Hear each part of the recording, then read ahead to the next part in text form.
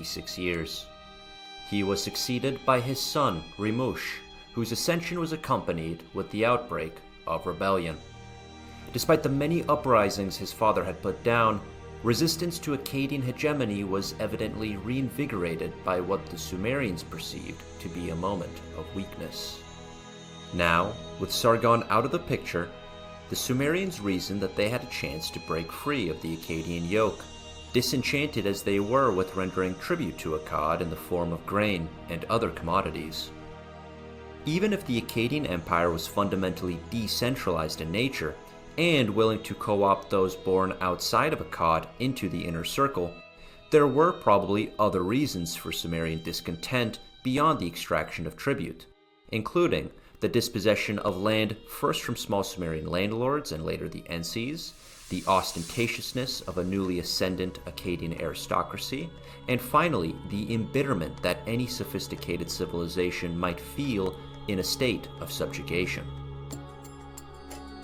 But however legitimate these misgivings were, Sumerian resistance was summarily crushed by Rimush and his armies.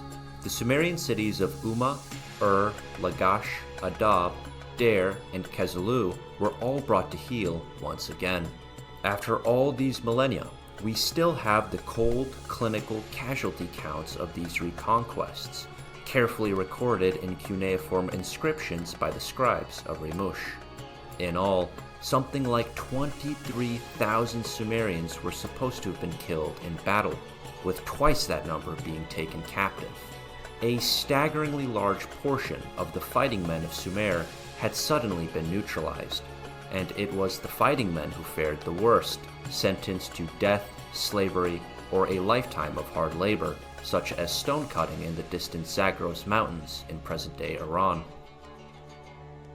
In a further act of reprisal, Rimush seized some 134,000 hectares of farmland outside of Lagash and Umma.